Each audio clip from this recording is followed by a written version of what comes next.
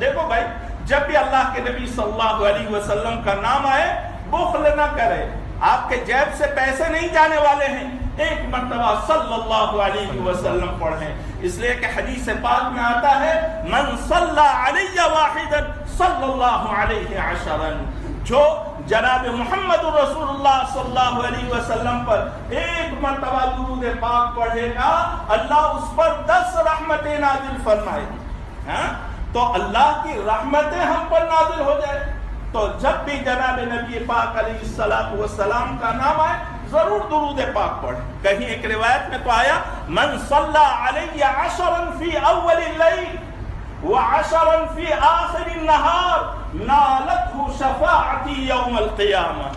جس نے دن کے شروع میں مجھ پر 10 مرتبہ درود پاک پڑھا اور دن کے آخر میں مجھ پر 10 مرتبہ درود پاک پڑھا نالتہ شفاعتی یوم القیامہ، قیامت کے روز اس کو میری شفاعت حاصل ہوگی. جناب محمد رسول اللہ صلی اللہ علیہ وسلم اگر ہماری شفاعت کے لیے کھڑے ہو جائے اور اگر ہم تھوڑی دیر صبح اور شام اس شخص پر درود پاک پڑھ لیں تو کون سی ہماری دولت کم ہو جانے والی ہے، کون سا ہمارا وقت ہمارے ان کارخانوں میں چلے جا رہا ہے کہ ہمارے وقت میں تنگی اور کمی ہو جائے گی. علامہ شبلی رحمہ اللہ عنہ ارشاد فرماتے ہیں، واقعہ بڑا لمبا ہے، مختصر سی بات کہہ دیتا ہوں، بات ذہن میں آ گئی، میں کہیں اور جا رہا تھا لیکن بات ذہن میں آ گئی آپ کو کہہ دیتا ہوں.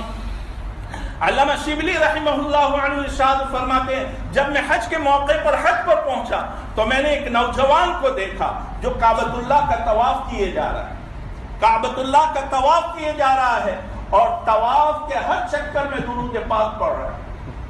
میں نے اس نوجوان کو روکا اور کہا بھائی تو دعائیں یاد کر کے نہیں آیا ہے کہ ہر چکر میں درود پاک پڑھ رہا ہے؟ اس نے کہا بھائی اللہ والے بات نہ پوچھو، آپ اپنا کام کرو.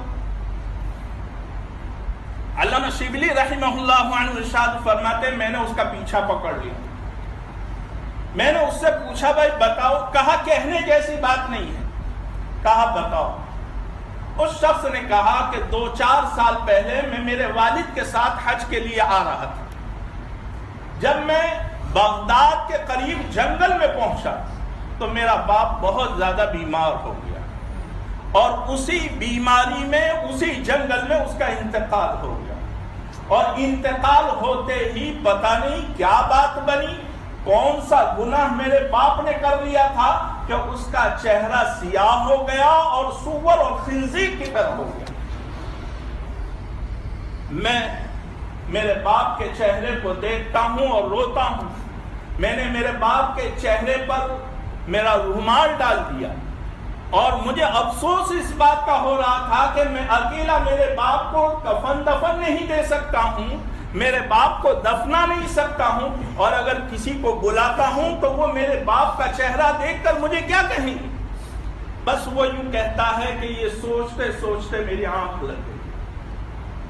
میں نے خواب میں دیکھا کہ ایک حسین و جمیل شخص آیا اور اس نے آ کر میرے باپ کے چہرے سے رومال ہٹایا اور اپنا ہاتھ اس کے چہرے پر پھیرا.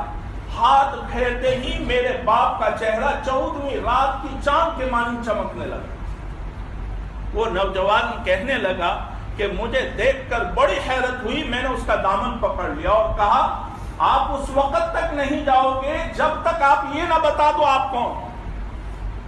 تو اس آنے والے شخص نے کہا کہ میں محمد رسول اللہ صلی اللہ علیہ وسلم. اس نوجوان نے کہا کہ میرا باپ تو اس حالت میں تھا، اس کا کون سا ایسا عمل آپ کو پسند آیا اور آپ کو کس نے یہ بتا دیا کہ ہم اس جنگل میں اس حالت میں پڑے ہوئے. جناب نبی پاک علیہ الصلوۃ والسلام نے ارشاد فرمایا اے میرے نوجوان، تیرا باپ روزانہ صبح اور شام مجھ پر 300 مرتبہ درود پاک پڑھا کرتا تھا. آج وہ فرشتہ جو مجھے روزانہ درود لے کر آیا کرتا اور اس کا درود پہنچایا کرتا تھا آج میرے پاس نہیں پہنچا. میں نے اس کو بلایا اور اس کو پوچھا کہ بھائی کیا بات ہے، فلاں شخص کا آج درود پاک نہیں آیا ہے. کہنے لگا وہ تو فلاں جنگل میں بیچارہ مر گیا ہے اور اس کے گناہوں کی وجہ سے اس کا چہرہ سور کے مانند ہو گیا ہے۔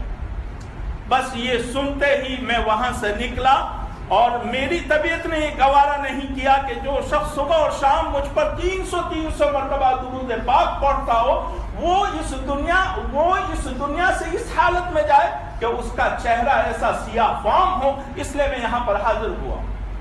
وہ نوجوان کہتا ہے کہ یہ کہہ کر جناب نبی پاک علیہ الصلوۃ والسلام رخصت ہو گئے۔ جیسے ہی فجر کی اذان ہو رہی ہے، دیکھا کہ چوک در چوک لوگ آ رہے ہیں، ٹولے کے ٹولے لوگ آ رہے ہیں، اور سارے کے سارے آ کر میرے پاس جمع ہو گئے۔ میں نے لوگوں سے پوچھا، بھائی مجھے تو کوئی جانتا نہیں ہے، میرے باپ کو یہاں کوئی جانتا نہیں ہے، تمہیں کس نے بتایا، تم یہاں کیسے آ گئے؟ لوگوں نے کہا کہ جب فجر کی اذان ہو رہی تھی تو خیر سے آسمان سے ایک ندا آئی، جو شخص اپنے گناہوں کی معافی کروانا چاہتا ہے، جو اپنے گناہوں کو بخشوانا چاہتا ہے، وہ فلاں جنگل میں فلاں شخص کے جنازے میں شریک ہو جائے۔ اللہ اکبر، اللہ اکبر۔ کوئی معمولی بات نہیں ہے میرا عزیزو۔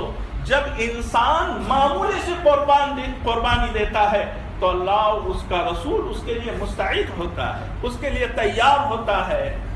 تو جب بھی جناب محمد رسول اللہ صلی اللہ علیہ وسلم کا نام آئے، ہم کو چاہیے کہ صلی اللہ علیہ وسلم پڑھیں، صلی اللہ علیہ وسلم پڑھیں۔ بہت مختصر سی بات۔